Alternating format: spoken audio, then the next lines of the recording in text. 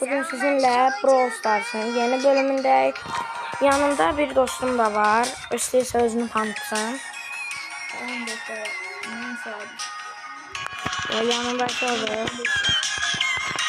Məqsəddən də biri var. Ondandır.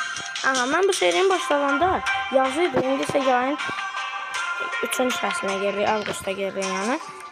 3-cü ayına gelirik. İndi çox söz uzatmadan oyuna girək. Karakter seç.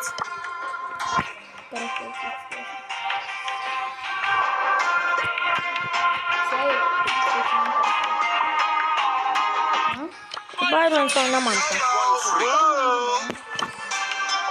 Spike oynayabilmem mi?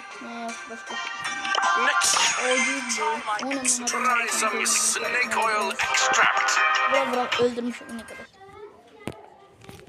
2 tane hesabım var. İsteyen bize arkadaşlık atabilirdi. İkimize de. Atabilir, ID'ni koyacağım aşağıya. İkimizin de. Yani.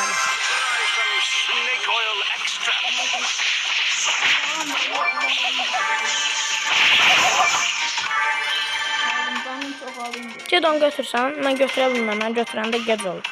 Onu götür. Ged buradakını da götür. Bunu götür. Birazdan VS'ye girəcək. Dostlar, birazdan VS'ye girir.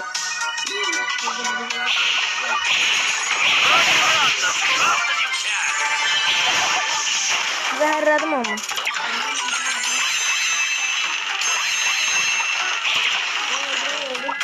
Necə öldürün? Bırak benim senin arkadaşım.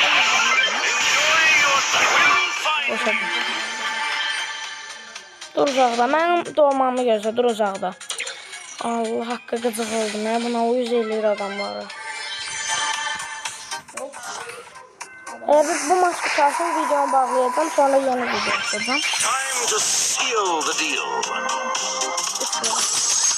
Eskrafım orada uzaq.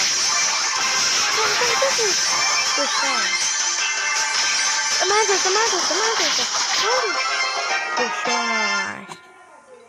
Zarım bir Oha. Çok iyiydi tamam. Ben sen vurabilmemişim ya. Ben nefes öldüm sonra. 6-7 5. falan öldüm. Sen 5 öldürmüşsün.